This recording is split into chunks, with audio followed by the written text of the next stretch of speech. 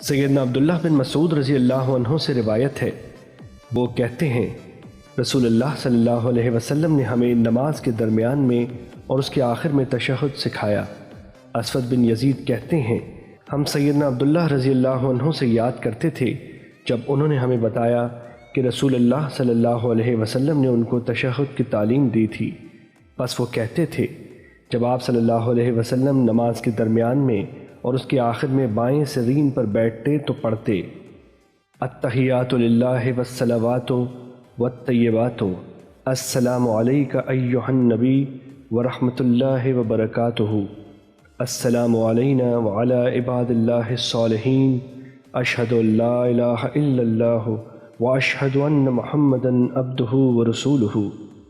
پھر اگر نماز کے درمیان میں ہوتے تو تشہد سے فارغ ہونے کے بعد تیسری رکعت کے لیے کھڑے ہو جاتے، اور اگر نماز کے آخر میں ہوتے تو اتنی دعائیں کرتے جتنی اللہ تعالیٰ کو منظور ہوتی، پھر سلام پھیر دیتے۔ تشہد کا ترجمہ: تمام قولی، بدنی اور مالی عبادتیں صرف اللہ کے لیے ہیں۔ اے نبی، آپ پر اللہ کی سلامتی اور اللہ کی رحمت اور برکتیں ہوں، ہم پر اور اللہ کے نیک بندوں پر بھی سلامتی ہو۔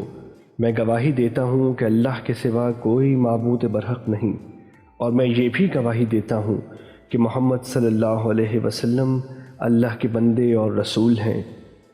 حدیث نمبر 1776، مسند احمد۔